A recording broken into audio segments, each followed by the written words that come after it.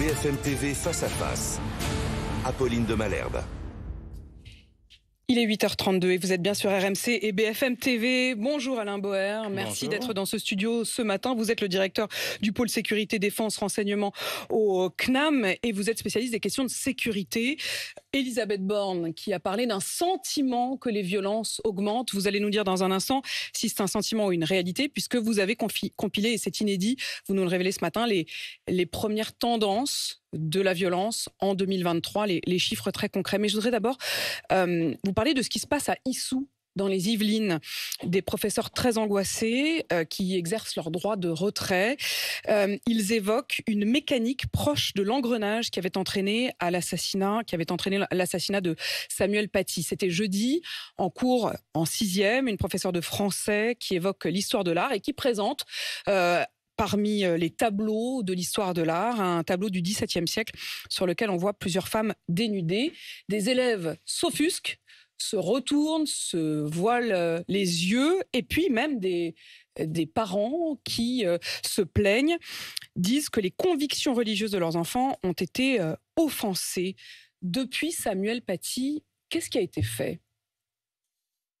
Beaucoup de commémorations, beaucoup de commisération et une absence totale de capacité à prendre en main ce qui est non pas la neutralité, mais la dynamique qu'est la laïcité. En fait, l'État s'est inventé l'idée que la laïcité, c'était neutre. Ça regardait de loin la vie des religions et ça donnait juste un service public à minima. Ça n'a jamais été le cas. C'est une réinvention de laïcs de circonstance qui n'ont jamais compris ce qu'était la loi de 1905, qui ne l'ont pas lue, qui en général la commandent sans jamais l'avoir comprise et qui n'ont rien compris à ce qu'est la nature de la protection du droit de croire, de ne pas croire, de changer de religion et surtout d'un espace public qui permet à chacun de voir ce que la religion lui aurait interdit de regarder et d'en faire dans sa propre conscience, dans sa propre liberté de conscience, le choix d'être convaincu que les éléments qui sont ceux de sa tradition, de sa famille, l'incitent à ne pas évoluer, et tant mieux, à changer, pourquoi pas,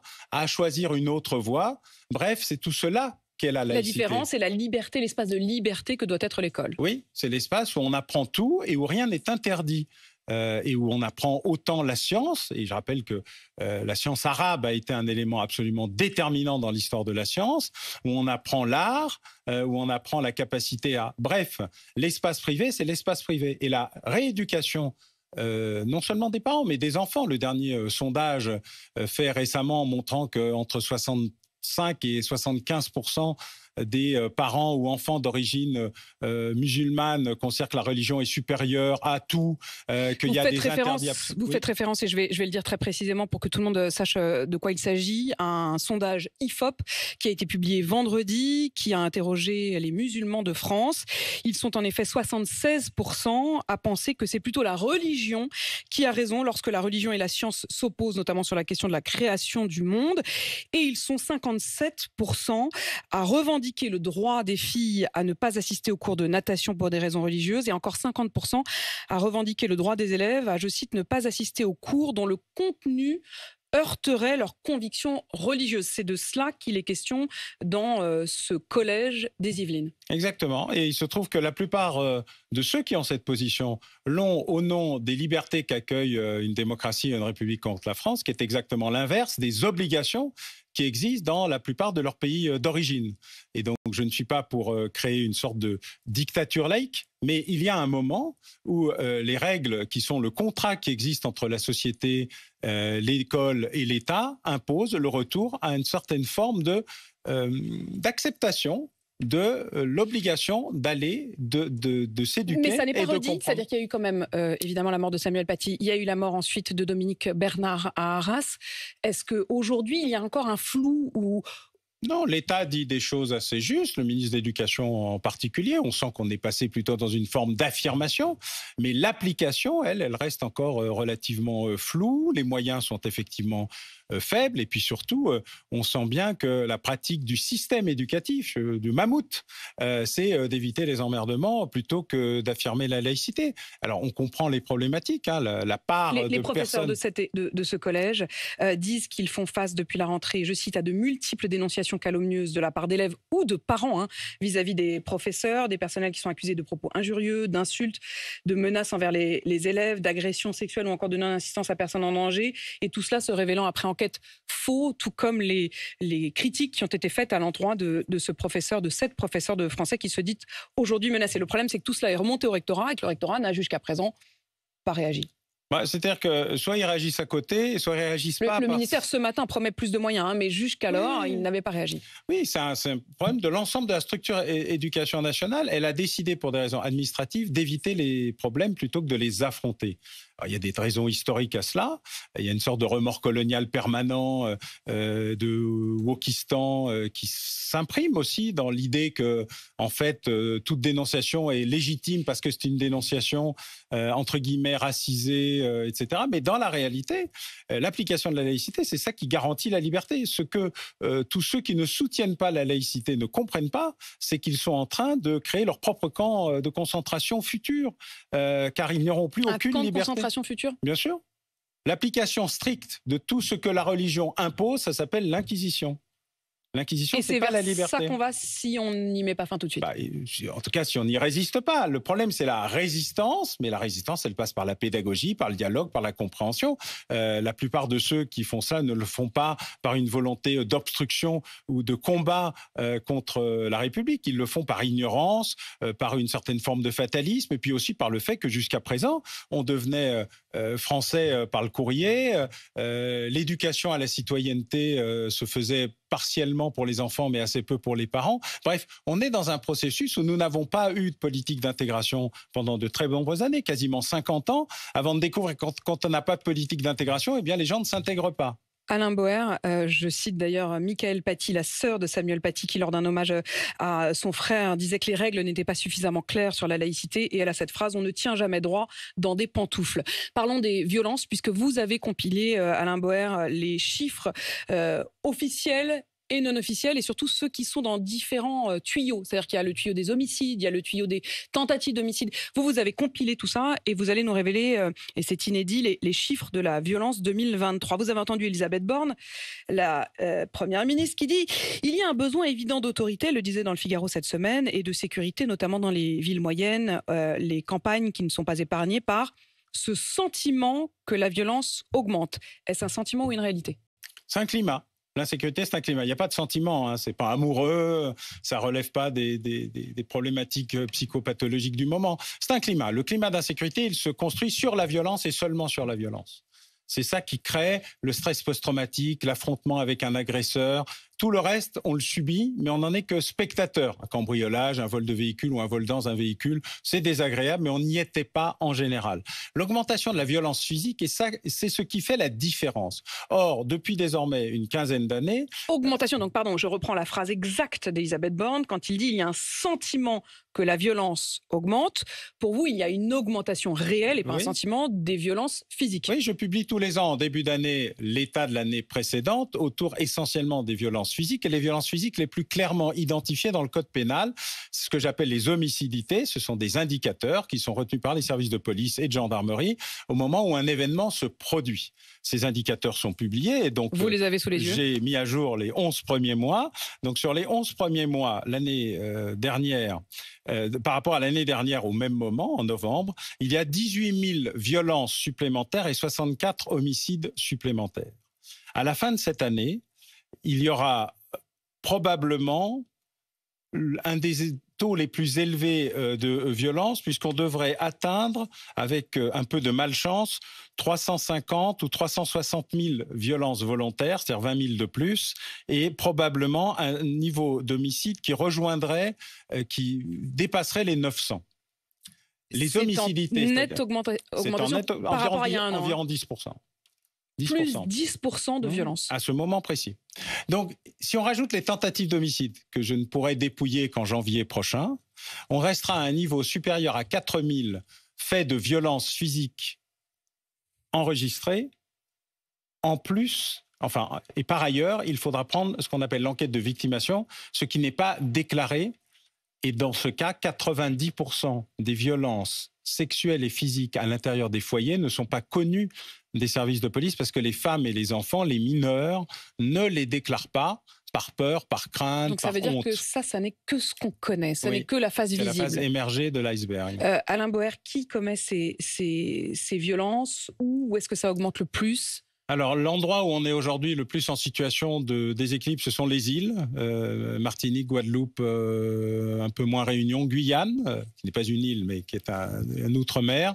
Évidemment, Mayotte, qui est un sujet extrêmement pointu, à la fois pour la crise de l'eau, la crise de l'immigration et la crise de la violence sur place. Et ensuite, en fonction du niveau de criminalité, ça dépend beaucoup des territoires. Le vol, la prédation sont plutôt orientés à l'ouest et dans les villes. Les violences sont plutôt orientées autour des villes, mais sont en train de s'étendre à cause du trafic de stupéfiants dans des petites et moyennes agglomérations. Donc, on a aujourd'hui des mouvements assez importants des violences physiques, mais toutes les cartographies ne sont pas identiques. La cartographie du vol et du cambriolage n'est pas la même que celle du vol avec violence ou des homicides et des homicides. La cartographie du trafic de stupéfiants n'est pas la même que la cartographie de l'immigration clandestine, par exemple. Précisément, quand Elisabeth Borne parle des villes moyennes, je la cite à nouveau, parce que c'est cette phrase qui est la référence, il y a un besoin évident d'autorité et de sécurité, notamment dans les villes moyennes et les campagnes qui ne sont pas épargnées par ce sentiment que la violence augmente. Est-ce que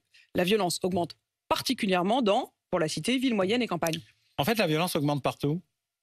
C'est-à-dire que des endroits qui étaient épargnés ne le sont plus. On l'a vu par exemple lors des émeutes après la mort de Naël. Une partie des endroits qui avaient été épargnés par les émeutes de 2005 ont été rejoints par les émeutes de 2023. C'est-à-dire qu'il n'y a plus d'espace épargné ni par l'émeute, ni par la destruction de mobilier ou d'établissements publics ou d'équipements urbains, ni par la violence, ni par le trafic de stupéfiants. Il y a une généralisation, une sorte de vague de la violence à laquelle tentent de résister effectivement les élus d'un côté et les services de police ou de gendarmerie de l'autre, mais dans une situation de dégradation accélérée. Donc non, il n'y a pas de sentiment d'insécurité, il y a un climat de violence et ce n'est pas la même chose. Et cette question aussi de la jeunesse, vous évoquiez à l'instant les émeutes qui avaient suivi la mort de Naël. Parmi les émeutiers, parmi ceux qui ont été jugés en comparution immédiate très rapidement après, environ 1500 personnes, 1180 mineurs identifiés comme auteurs d'infractions. 40%, essentiellement des garçons. 40% de ces mineurs, donc des garçons, pour la quasi-majorité, enfin pour la majorité, mais pour la quasi-totalité, pardon, et surtout des mineurs, mais des mineurs très jeunes, puisque 40% de ces mineurs-là ont entre 13 et 15 ans. C'est plus jeune que ça n'était. Non, c'est revenu au niveau où ça était. Car en fait, le moment de l'adolescence que nous avons créé de toutes pièces, ce n'est pas un moment biologique, c'est un moment social. Bon, il y a quand même un débat là-dessus. Il y a une question aussi biologique de la puberté. Oui, c'est à 13 ans. C'est pas plus tard, la puberté. Ce que vous voulez dire, c'est qu'on a inventé un espace social entre 13 et 18. Oui, alors qu'en réalité, c'est 13. Et à 13 ans, d'habitude, on était majeur, on allait travailler, on héritait, on devenait noble, enfin, on avait une activité. Nous avons très légitimement inventé, pour des raisons de scolarisation et de socialisation, 21, etc. Mais on avait cet espace qui était censé être un espace de pacification et de gestion de ce moment de transformation qui est la puberté, l'adolescence et voilà. En fait, ce moment a pacifié les mœurs pendant un certain temps. Puis on a vu l'arrivée des blousons noirs. Ça date pas de la semaine dernière. C'est quoi, c'est les années 60 ? 60, 70. Et puis ensuite, on a eu une reprise. Et puis on a eu l'épisode Sauvageon. Salut Jean-Pierre Chevènement. Et donc, on a toujours ce débat. Et si vous voulez aller voir les Apaches des années 1900 ou Casque d'or avec Simone Signoret, qui est à la fois un document, c'est un docu-fiction. Hein, c'est un peu comme ce que j'écris. C'est un peu un moment où on voit que on comprend ce qu'est le passage justement à la violence par la puberté, par l'adolescence, etc., par l'affirmation de soi. On est dans un processus qui est tout à fait qui n'est pas nouveau. Donc ça n'est pas nouveau. Ça avait été moins le cas. Voilà, exactement. Et c'est à nouveau des jeunes très jeunes. C'est un retournement de tendance sur l'augmentation de la violence. C'est un retournement de tendance sur la jeunesse de ceux qui passent à l'acte, y compris pour n'importe quoi, un survêtement, un regard ou une capacité d'agresser quelqu'un quelqu'un, une femme enceinte chez elle en l'étranglant jusqu'à ce qu'elle tombe dans les pommes pour la voler, simplement parce qu'il n'y a plus de limite.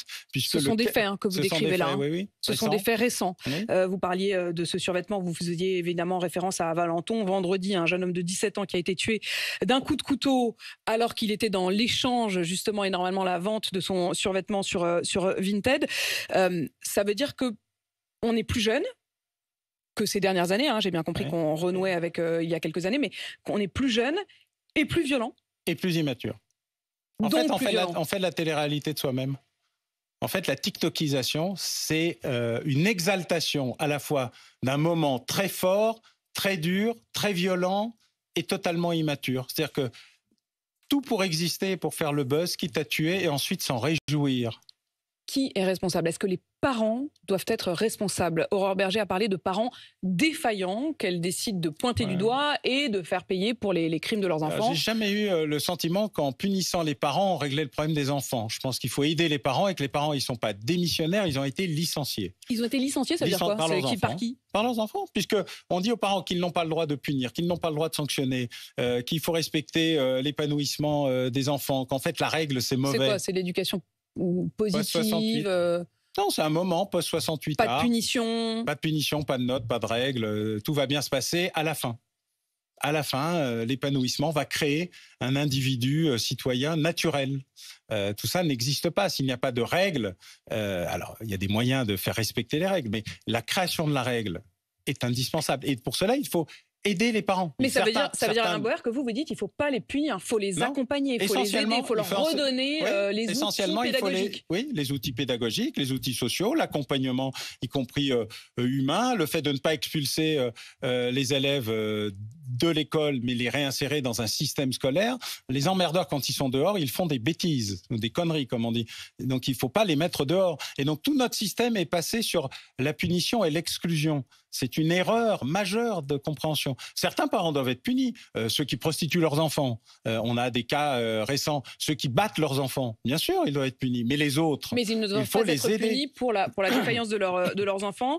Surtout quand vous êtes... Serge Effez, le psychiatre, dit il faut aider les familles à restaurer, je cite, des processus d'autorité qui sont aujourd'hui mis à mal. Vous dites la même chose. Exactement. Sur la question aussi de la responsabilité des pères absents, c'est un des points sur lequel veut insister Aurore Bergé. Elle dit les pères sont absents, ils ne peuvent pas être juste démissionnaires. Il faut notamment les obliger à être là si leurs enfants font face à un tribunal, c'est-à-dire sanctionner, y compris par des amendes, les parents qui ne viendraient pas lorsqu'il y a une comparution de leurs enfants. Pourquoi pas, ça peut faire partie d'un objet pédagogique plus intéressant que la suppression des allocations familiales ou la punition financière sèche. On peut dire qu'il y a derrière ce que dit Madame Bergé un espace pédagogique sur l'acceptation de la responsabilité. Mais en même temps, si le père est totalement absent, le fait qu'il vienne au tribunal ou pas peut avoir des effets pervers assez... C'est-à-dire le fait qu'il corrige l'enfant physiquement. Vous dites que s'il y a des pères qui sont absents, parfois il vaut mieux pas qu'ils reviennent. Il y en a, oui, c'est plutôt bien. Donc, comme toujours, le prêt-à-porter, ça marche pas très bien. Le sur-mesure marche mieux, mais aider les parents, accompagner les parents, soutenir les parents, créer et imposer des horaires de scolarisation et de socialisation qui ne suppriment pas l'après-midi, qui commencent tôt, où on est un suivi immédiat, où l'absence scolaire est immédiatement repérée et fait l'objet d'une opération de récupération de l'enfant sont des enjeux beaucoup plus importants que la sanction et la punition. Et j'en reviens d'ailleurs à Issou, dont nous parlions au début de cet entretien. Issou, ce collège, il y a évidemment ce fait très grave par rapport à la laïcité, par rapport à ces femmes dénudées sur ce tableau qui est arrivé en cours jeudi, mais ça arrive dans un contexte où depuis des mois, les professeurs disent qu'ils manquent de tout et qu'ils sont dans un climat à la fois d'insécurité et surtout de manque de moyens terribles. Alain Boer, Édouard Philippe, assez silencieux ces derniers temps, a réagi à la question de Crépol en disant « S'agissant du racisme, comme le disait Peggy, il faut dire ce que l'on voit, mais il faut surtout voir ce que l'on voit. Bien sûr, il y a du racisme en France et il est bien possible, dit-il, qu'il y ait une forme nouvelle de racisme anti-blanc, comme il y a une forme ancienne de racisme anti-noir, anti-arabe, anti-juif. Est-ce qu'il existe en France un racisme anti-blanc? Ça a été l'un des débats lancés par Crépol. Mais personne ne pourrait affirmer qu'il n'existe pas. Le racisme, il existe comme un racisme, comme une bêtise, comme une folie, comme une violence, comme une négation des autres. Mais les racismes, au pluriel, se déclenche généralement sur des a priori et des préjugés qui couvrent l'intégralité des autres populations. Alors il y a 60, 75%, 80% des citoyens qui considèrent que la couleur de la peau, la religion, l'origine, la situation sexuelle, l'engagement ne concernent que ceux qui le perçoivent comme tel, et qu'on peut faire très bien vivre ensemble, travailler ensemble, etc. Et puis il y a une partie de population qui est toujours pré-raciste, naturellement raciste, antisémite, xénophobe, islamophobe, judéophobe, homophobe, tout ce qu'on veut. Oui, il y a du racisme anti-blanc, c'est pas la surprise de la semaine. Ça existait d'ailleurs dans l'espace colonial, mais là c'était, je dirais, moins du racisme qu'un rejet de l'occupation ou de l'oppression, et ça se transforme naturellement comme un racisme anti-jaune par certains, anti-rouge, anti-vert, anti-bleu. Il y a du racisme anti-blanc comme il y a d'autres racismes. C'est la négation du racisme qui est un problème. Et les négationnistes de gauche valent pas mieux que les négationnistes de droite. Alain Boer, directeur du pôle sécurité défense renseignement au CNAM et auteur de Crime au cinéma, l'encyclopédie, c'est aux éditions Grund. Merci à vous d'être venu ce matin. Je rappelle ce que vous venez de nous annoncer après avoir dévoilé les chiffres. Les violences sont en hausse donc de 10% sur l'année 2023 par rapport à il y a un an. 11 premiers mois. 8h53 sur RMC BFM TV.